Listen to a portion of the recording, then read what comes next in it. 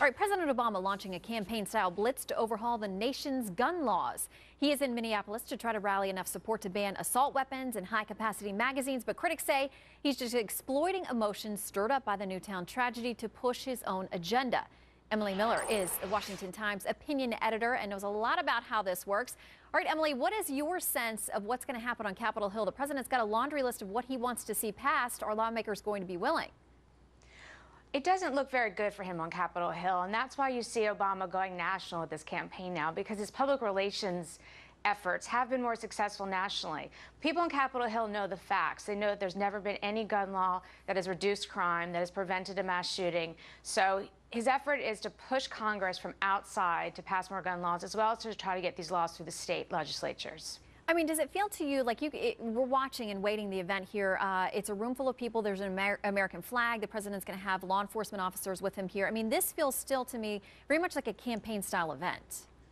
It is very campaign style, and he's going to be traveling around the country pursuing this agenda. The problem is that it's just not based on fact, it's based on emotions. And the president has had this agenda for a long time. He wants that so-called assault weapons ban back. He wants to ban magazines over 10 rounds. He wants to have background checks on people who just, give their gun to their family members. He's wanted these things for years, for 4 years, and he just waited for the right moment. And unfortunately, they're exploiting this horrendous tragedy that happened at Sandy Hook Elementary School in order to push through these laws.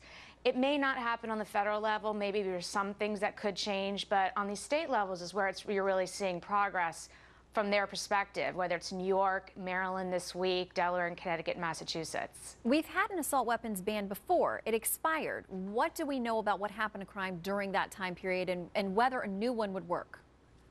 Well, the assault weapons ban was in effect from 1994 to 2004, and during that period, crime did not decrease. And in fact, Columbine, that terrible shooting at a school, happened right in the middle of it. The reason is because what they call assault weapons are standard semi-automatic rifles that have certain cosmetic features on them, whether it's a pistol grip or a collapsing stock. They don't change the function of the firearm in any way.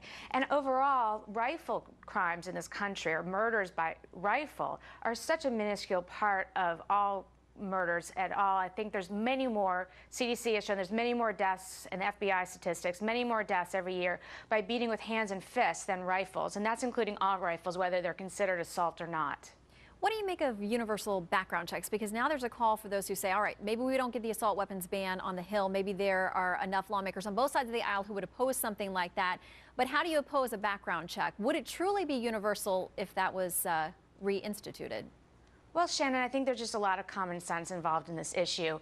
Right now, if you go into a gun store, you buy a gun, you will get, they'll call the FBI and check and see if you bought one. Like, I bought my gun, they did an instant background check, saw that I wasn't a felon, I didn't have mental health issues or other things that prohibit us from having guns, and so I was able to get a gun.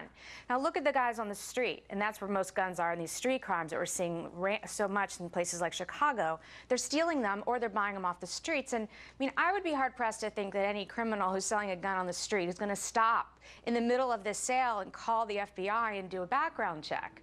So what they want to do is they call the so-called gun show loophole, and making it sound like there's some sort of Wild West out there at these gun shows.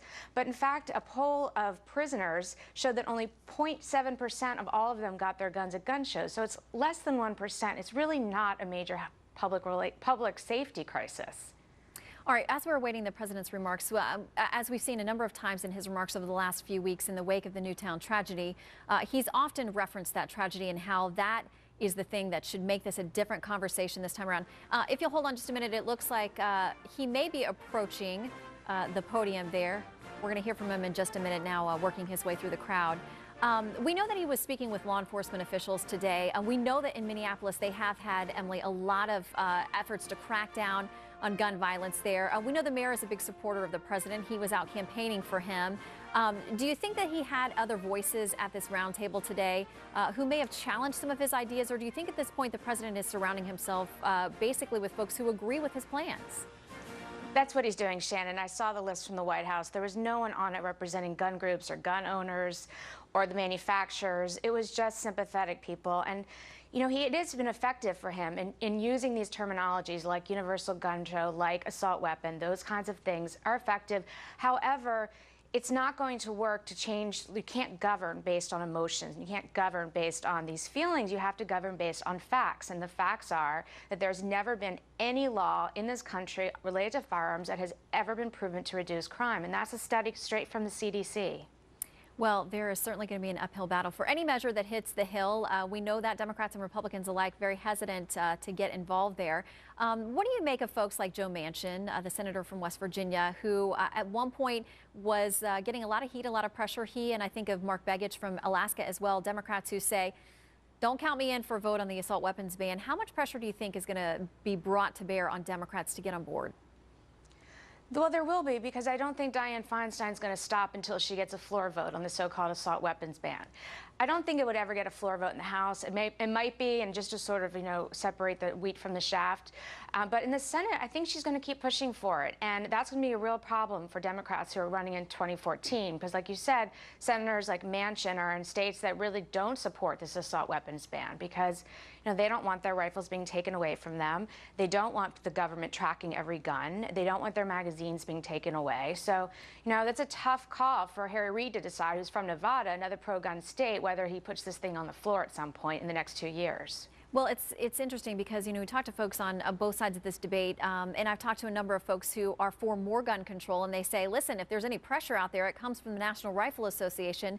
There's no group that is better equipped and better at doing this, putting pressure on lawmakers than the NRA. Then they will also tell me that a number of NRA members increasingly support what the president's asking for, and that the NRA is now out of touch. What do you make of that? Well, I would say that Wayne LaPierre has been at the NRA since the late 70s, knows his members pretty well. And when they criticize the NRA, and they do so often, they're criticizing 4 million law-abiding Americans who own their guns legally, who use their guns legally, whether for self-defense or target practice or skeet shooting, quite often, as the president does. So this assumption that the NRA has made up these terrible, horrible lobbyists in Washington really just, criticizes all these law-abiding Americans who belong to this group because they believe in the Second Amendment. All right, Emily Miller, the opinion editor of the Washington Times, thanks so much for joining us today.